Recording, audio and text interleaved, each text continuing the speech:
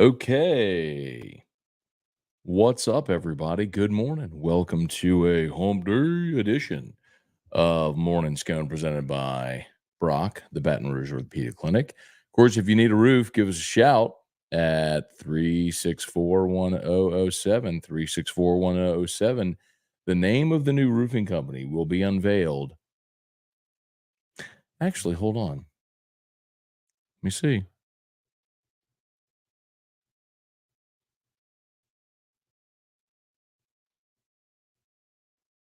Hmm. Okay. Any day now. That was actually a message from our group, and I was wondering if today was the day. We had targeted May 1st, it may very well be tomorrow, but I'll promise you this: whenever we announce the name of the new company, uh, I will announce it first here on Morning Scone. How about that? Okay, y'all. Let's get to it. We'll say some good mornings. LSU baseball, they blast Grambling 26-2 in 7 innings. Started fast early, never relented. A 7-run second, a 13-run fourth inning. That was something. Um, I don't know. Um,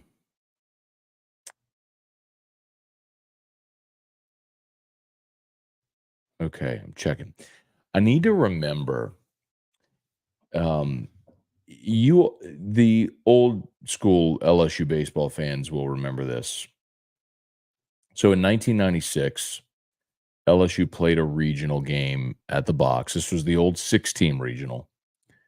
And the regional final was against Georgia Tech. And of course, this was the year LSU went on to win the national championship on Warren Morris's home run. Well, on that regional Sunday, when LSU won to advance, they had something like a 16-run inning against Georgia Tech. Um, so I'm wondering. Here you go.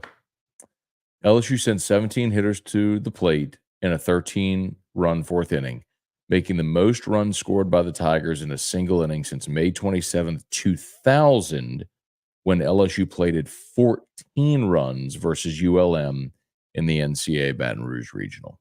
So, but I still think I'll need to go back and check the box score, but I think back in 1996, I think it was a 16-run inning against Georgia Tech. Anyway, so LSU beats Grambling. That's good. You got A&M coming in this weekend. You got a lot of guys work yesterday. Basically, everybody got to play. We even got to see Gavin Dugas play second base. Javen Coleman got the win in his 2 innings of work. Dutton, Hurd, Moffitt, Ulloa, Primo, Woods, Bronzini all followed. The runs where it was a 2-run homer given up by Aiden Moffitt, but everybody else was clean. So Fidel Ulloa faced the minimum and struck out everybody he faced. I'm a little perplexed as why we haven't seen Ulloa more this year. He was one of the guys they trusted early in the year, first out of the bullpen. Just haven't. Why is the roof issue still? Let me take that off. There we go. Anyway, so LSU welcomes in Texas A&M this weekend. Y'all know what's at stake. So you got to go get at least one. Ideally, you get two. If you get swept, you likely have to sweep the next 2 weekends. So go find a way to win a game. Okay. Deborah Coward, good morning. Bill Caffey, good morning from Wacko Waco. Okay. Brian Wynn, welcome back to the Big Apple. Thank you, Brian. Good to be back. Ricky Lambert, Tim Gotro, Abner Neal, Bart, good morning. Chris, Jesse, welcome back. Thank you. Taylor, welcome. Do you all like whenever I am on the road and I do the morning scone sort of walking tours? I figured that's better than just like, here's me in a hotel room. Anyway, Taylor Hudson, Leon, James McKinney, Jesse, happy hump day. Cajun Country, what's good? Never thought I'd say midweek games do not matter, but this year proves it even more. Okay. Not only, by the way, just because LSU's, blasting Grambling or whatever. But, like, if I'm not mistaken, the only midweek game LSU's lost this year is the game to Southern, correct? Um, let me check. I want to check myself here. Let's see. Rallied to beat Southeastern, had a midweek series against North Dakota State, beat Tech, beat Southeastern, lost to Southern, beat McNeese, beat UNO, beat Nichols, beat Grambling. So, and then you got Northwestern State next week. So you've got one more. You've won all your other midweek games. Yet LSU is nowhere close to sniffing regional play as of right now at 7-14 in the conference. And nobody on the committee is going to go, yeah, well, boy, that midweek game record. Do you understand my point now? Like, and Sean brought it up there, but like, this is a further illustration of the point that I've always made, which is no, it doesn't matter. You could go winless in the midweek, but if you're 20-10 in the SEC, you're a national seed. You could go win every single midweek game, but when you're 7-14 in the conference, you're out. It's not about what you do in the midweek against Grambling. It's what you do on the weekends in the SEC. So, and just for perspective, LSU's RPI actually fell 2 spots. They beat Grambling 26-2, and their RPI fell from 42 to 44. Cool. You know what's going to happen this weekend when they play the number 1 RPI team in the country, Texas A&M? Even if they get swept, their RPI is going up by virtue of playing that team 3 times. Jason Horn, good morning. Welcome back. Kicks of the day. Blazers, low. Match the blue matches the shirt. I figured you'd ask, Jason. That's why I have them right there. Casey, Trivia Carter, Tiger Diver, Bubba Smith, Wendell Norman. What up, y'all? Good morning, good morning, good morning. What y'all got? Is Les Miles the biggest decline of a coach you've ever seen? Interesting question.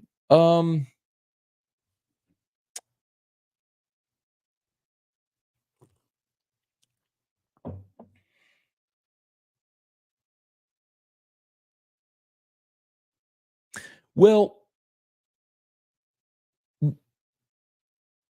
there's that Ogeron, who greatest season ever to a year and a half later fired and now can't get a job. There is that. Larry Coker would certainly match that as well, right? Won the national championship at Miami in 2001. They played for it again in 2002, lost, in overtime to Ohio State. He hung around for 3 or 4 more years as it steadily declined. He got fired, got another chance at UTSA.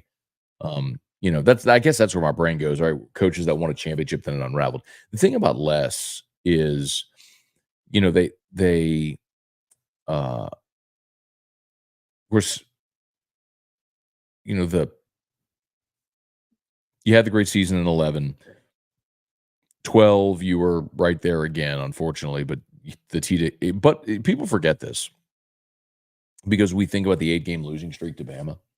But as bad as 2011 was, 2012, the championship game, I mean, of course, the season was amazing. The championship game was terrible. But the all of the guys on that team, the 2011 team, your key contributors were sophomores.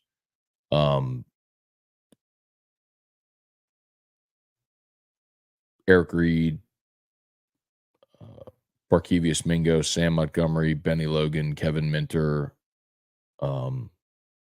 Harold Simon. I think Mo Claiborne was a junior on that team because he got drafted after that season. Tyron, of course, Tyron. Chris Falk, your left tackle. Michael Ford, Alfred Blue. Spencer Ware, you were loaded coming back in 12, and everyone sort of looked at 12 as the redemption tour. And what most people forget is, but for the TJ Yeldon play, LSU's only loss would have been the hammer and the nail game against Florida, whatever that one was, 13-7 or however. Now I don't remember the final in that one, but 14-10. That would have been your only loss, and you would have gone to the SEC championship game, beaten Georgia, played Ohio State for the national championship. I'm sorry, played Notre Dame for the national championship and blown the doors off of Notre Dame in 2012, and it would have been a redemption tour. So as bad as 11 was, but for the Yeldon play, you would have gotten redemption the next year. The Yeldon play is what was the absolute finishing blow. But even still, you dipped out. 13 was great offense, bad defense. You bring in Chavis, I'm sorry, Chavis left after 14. And then 15, you had Fournette, which was that amazing season until, the 10-0 game. And 10-0 was 16. 15 was the game in Tuscaloosa where Fournette ran for like 30 yards. But then you came back in 16 and you had the supremely talented team. And you had a good season, but it was disappointing with the early loss to Wisconsin, and you lost 10-0 at home to Bama. And at that point, Oliva was ready to fire. I mean, Oliva was trying to fire less in the year before. So it just gave him the opportunity when they lost to Auburn in 17. And then, he just, by that point, it went to Kansas. And the first year at Kansas wasn't super great, but if you remember, they pulled off a big road upset over Boston College, if I'm not mistaken. But anyway, whatever. I guess the point is, the bottom never fell out on Les. He just stopped winning at a championship level. And then Kansas obviously was terrible. But Kansas is terrible. Dalton Barnett, what's going on? See the end of the Edo. Yeah. And he did. Matt is, I believe, Matt, today, Wednesday, is a big day for you, sir, if I'm not mistaken, that you reminded us about. Need you to confirm that I do, in fact, remember correctly. Joel Ensminger, Gavin Dugas came back and played the second. Yeah, P.S. You meant Guidry. Oh, did I say Gavin Dugas? Gavin Guidry. I wish Gavin Dugas would come back and play second base. Gavin Guidry played second base yesterday. Yes. Any updates on the DT in the portal? So, Dominic Williams from TCU is in Baton Rouge for his visit. If you notice social media, he was at Supper Club last night. I'll tell you about Supper Club.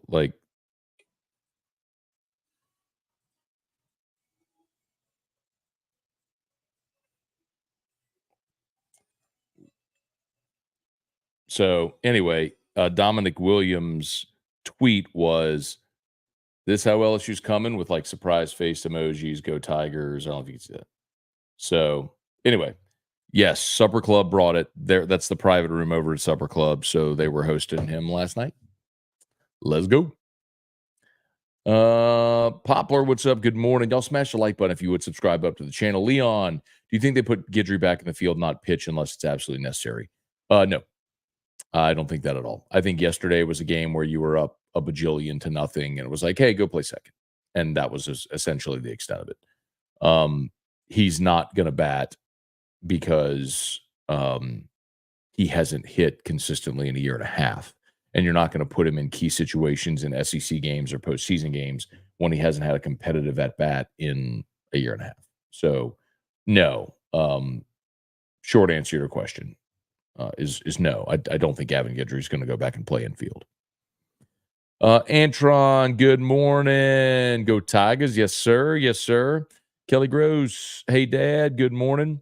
Bart, LSU will win Friday or Saturday, if not both this weekend. You heard it here first. You see, Bart, here's the thing about predictions like that. When people go, you heard it here first.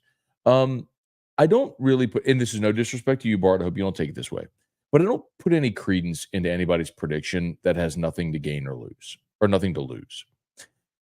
If you jump on my live stream and say they're going to win Friday or Saturday, well, it's nothing but upside for you. Because if they don't win Friday or Saturday, if they start the series 0-2, nobody is going to roundly, publicly shame and humiliate you for a terrible prediction gone wrong.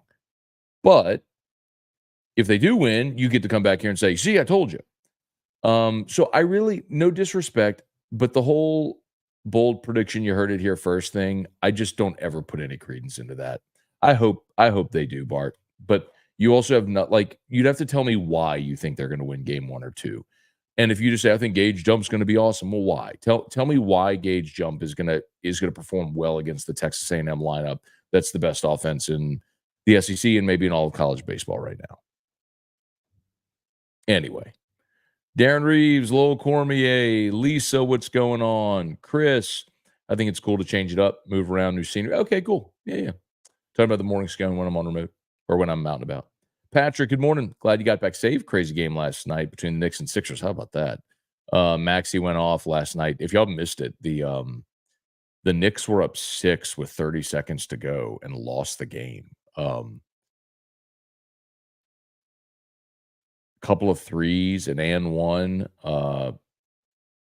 Josh Hart missed the front end of or missed the first of 2 free throws, allowed Philly a shot inside of 15 seconds at a 3, long 3, hit it.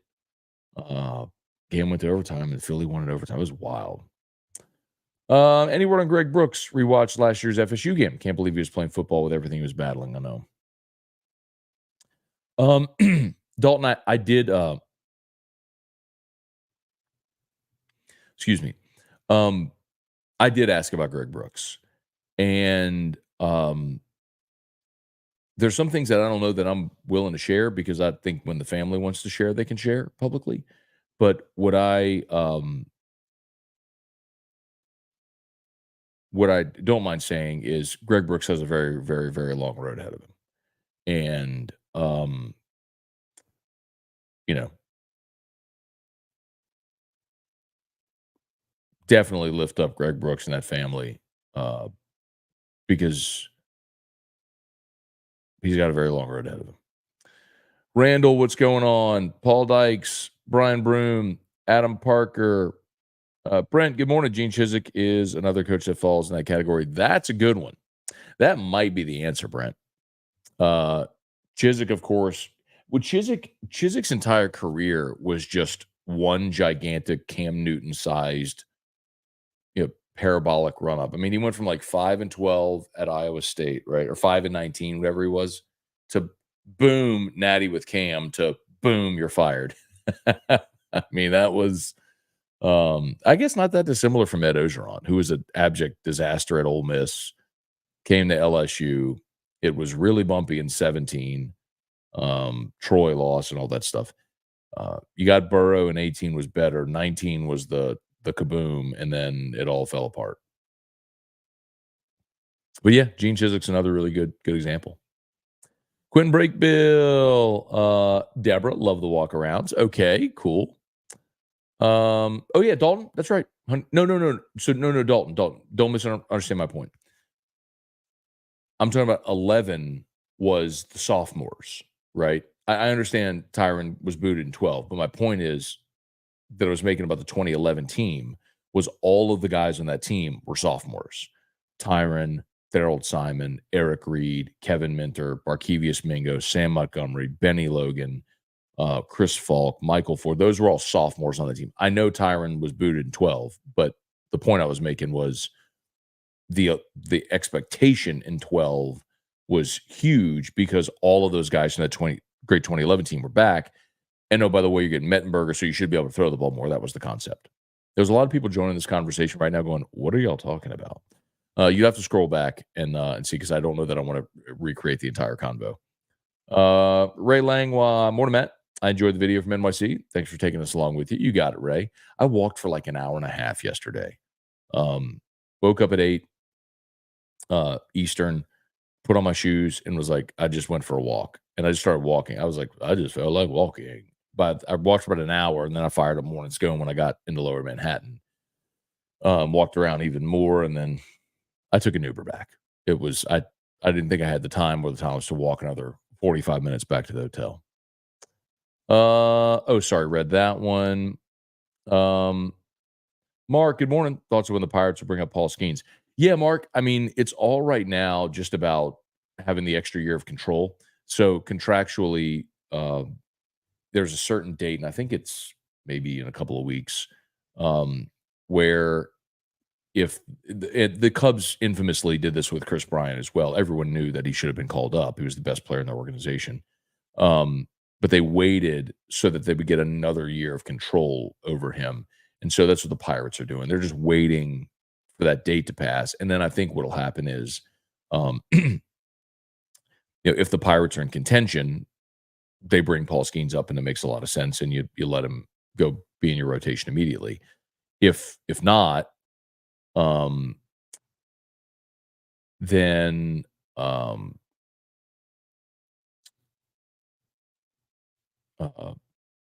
they could keep him in the minors even longer and gain another year of control over him as well. There's certain dates and benchmarks that would happen. So that's what they're doing. Okay, let's see, about 5 more minutes here. Damon Gilmore, good morning. S. Kelly, morning. Been a minute since caught alive. Hope you're doing well. In your opinion, does the trend continue of SEC teams not making the NCAA tournament the year after winning it all?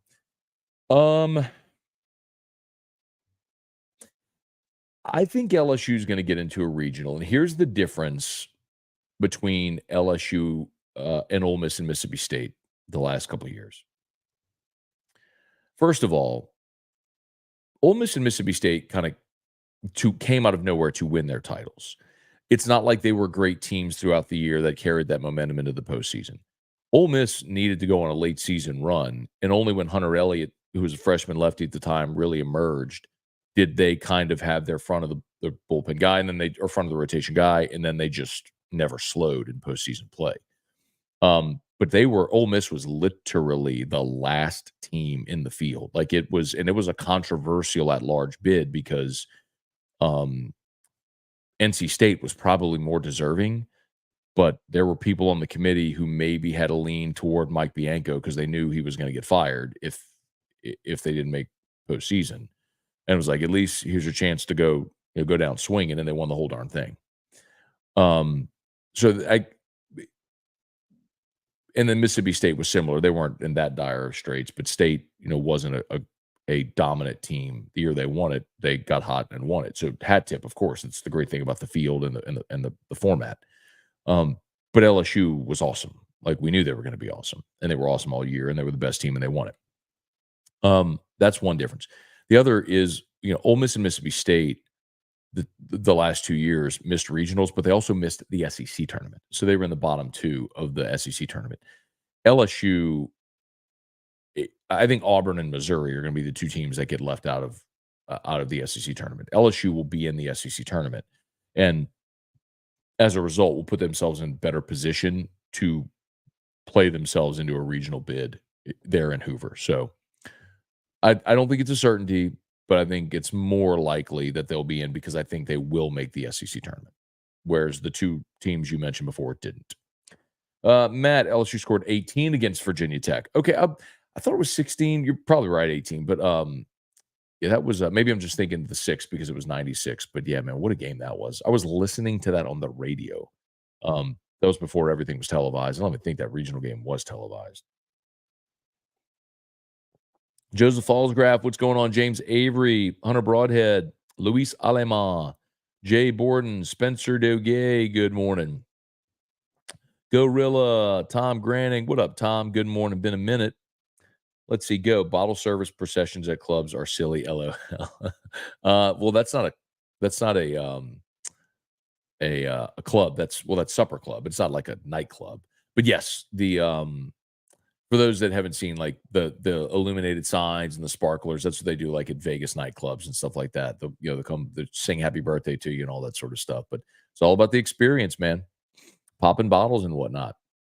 Tom, Michael Cook, Cajun Country Matt, continuing from last week. I got a call to kick for the Philadelphia Soul on Saturday morning of the arena game that took place Saturday night. That is wild. I saw oddly, because we were at the Nate Bargatze show, and whatever the smaller arena is next to the Cajun Dome, I guess where they play that game, Eric was like, "Is that the Cajun Dome?" I was like, "No, that's the big dome over there is the Cajun Dome." And then come to find out the Voodoo were playing the Soul there. But that's wild that you got a call to kick for the Philadelphia team that happened to be in town. Anyway, did you make any? Did you kick any? Next Wednesday. Okay, Matt. Sorry, May 8th. Got it. Bailey C, to your point, Ogeron isn't a big decline because you said before he was never great, just lucked into a great team. Well, the result is still what it is. Let's see. Kind of getting toward the end, y'all. Let's see. Seth, is this year kind of seems like a rebuild for baseball. Got a lot of freshmen playing, young arms on the mound, guys that don't have SEC experience, guys who aren't playing very good. So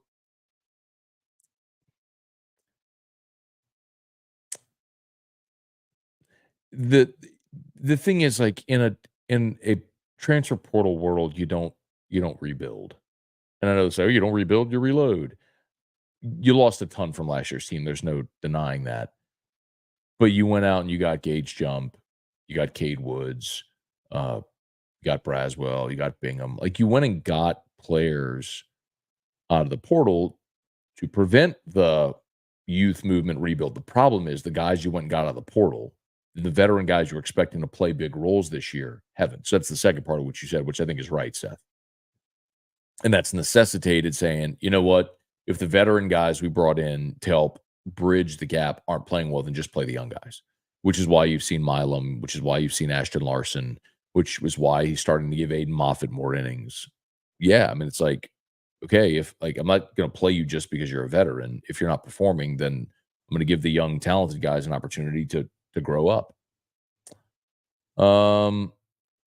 Did you see A&M come back from 9-0 to win 19-9? Was that the Georgia game this weekend? It was like 9. Georgia scored 9 in the first. I think A&M came back and scored like 8 in the bottom half.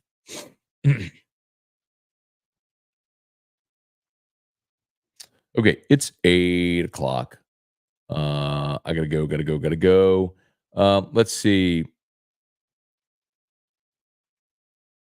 Dalton, Morris Claiborne's still on 12. I don't think Claiborne was here in 12. I think Claiborne's last year was 11. Um, he won. Yeah, because Pat Pete won the Thorpe in 10, and then Mo won it in 11, and then was off to the NFL. Then we thought Tyron would win it in 12, and then okay. Becky, Kevin, Tom, Supper Club is excellent.